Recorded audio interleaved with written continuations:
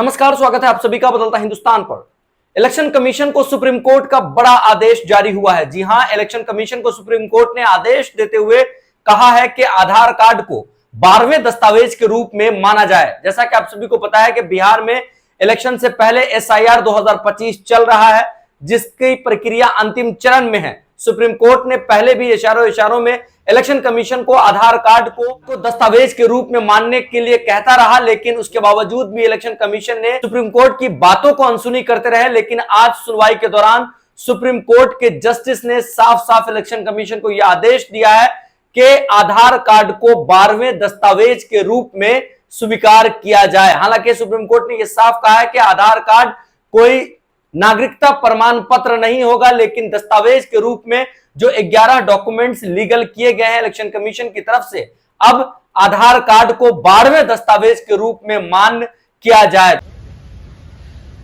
कोई 2 महीने की कानूनी लड़ाई के बाद आखिर वोटबंदी की साजिश पे एक बहुत बड़ा विराम लगा है। एक ऐतिहासिक आदेश आज मिला है सुप्रीम कोर्ट में, जहां सुप्रीम कोर्ट ने स्पष्ट शब्दों में अब कह दिया है कि आधार को आपको जैसे 11 दस्तावेज थे उसी तरह से 12वें दस्तावेज के रूप में स्वीकार करना पड़ेगा। सुप्रीम कोर्ट के जस्टिस सूर्यकांत और जस्टिस जयमाल्या बागची की बेंच ने इस मामले पर सुनवाई की।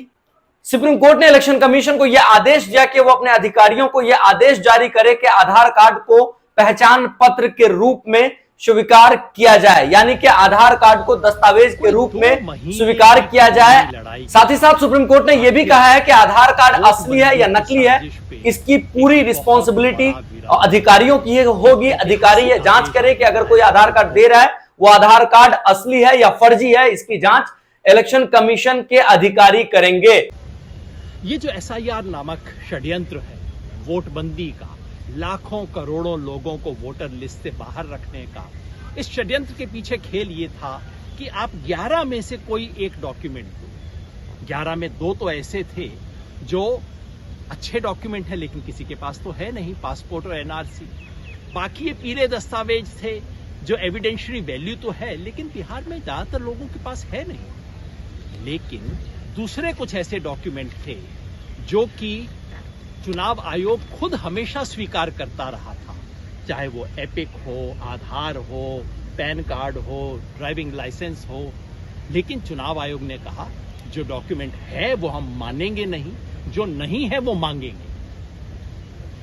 सुप्रीम कोर्ट ने चुनाव आयोग को सुझाव दिया कि आधार मान लीजिए। 2 बार इशारा किया ऑर्डर में हल्के हल्के, लेकिन चुनाव आयोग नहीं माना।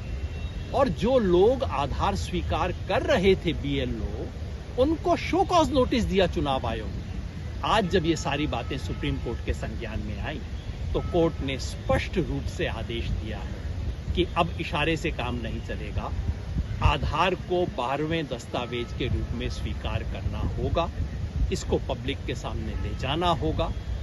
इस एक आदेश से बिहार में लाखों ऐसे लोग हैं जिनके पास इन 11 में से कोई डॉक्यूमेंट नहीं है लेकिन आधार है, उन लोगों का वोटिंग राइट बचा है। सिर्फ बिहार के लिए नहीं, क्योंकि एसआईआर पूरे देश में लागू होगा, इसलिए देश में करोड़ों लोगों के वोटिंग राइट को, मताधिकार को बचाया है चुनाव आयोग ने।